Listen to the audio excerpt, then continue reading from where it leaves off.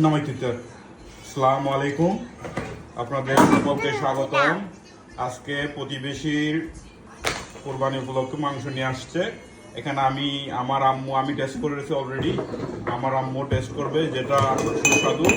আমি 10-এর মধ্যে নাম্বার দিব, আপনারা দেখতে থাকুন। আমার টেস্ট করো, পয়লা শুরু করো এখান থেকে। হ্যাঁ, নতুন ছবি তুলো, নতুন তুমি ফোকা দেবো তো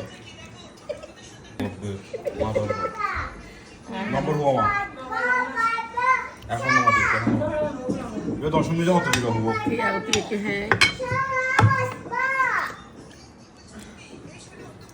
এটা আগে নম্বর দিয়ে দেবে, নম্বর দিয়ে দেবে।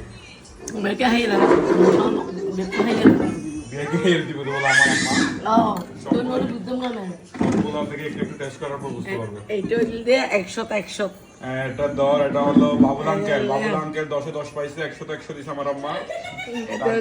90 আরিফ আঙ্কেল 100-এর মধ্যে 90। তারপর এটা হলো গিয়া কি বলতে ফেরস আঙ্কেল, এটা মহিষের মাংস হিসাবে 100-তে 90 দেওয়া যায়। আচ্ছা আচ্ছা, ঠিক আছে। 90, হ্যাঁ। তারপর শামিমা কিচেনের খাসির কোরমা 100-তে কত দিবা আম্মু?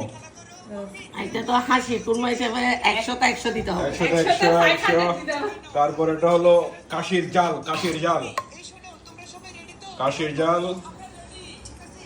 এটা অনেক টেস্ট হচ্ছে। এটা 100-তে কত? 100-তে 110। 100-তে 110। তারপর এটা একটু দেখো, এটা হলো দিন মাহমুদ আঙ্কেল। দেখো আম্মু, একটু টেস্ট করে দেখো প্রতিবেশীর মাংসগুলো কিরকম হয়েছে দেখো। এটা 100-তে 90 দিতে পারে আমার আম্মু, কিন্তু মানুষে দেখবে এর জন্য অনেক একটু নাম্বার বেশি দিচ্ছে। আপনারা মাইন্ড করবেন না, কিন্তু বুঝতে পারছেন এগুলো 90 মানে ঠিক আছে। সবাই তো আনসার এসে পড়ছে, আরেকটা এসে পড়ছে। এটা হলো জামাল আঙ্কেলের স্পেশাল নিজের হাতের। এটা রেসিপির এখন আমি টেস্ট জানাবো।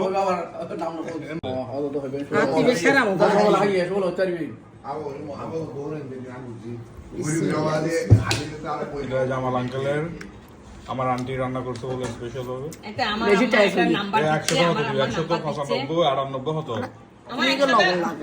100-তে দিলে কত নম্বর বুঝাম?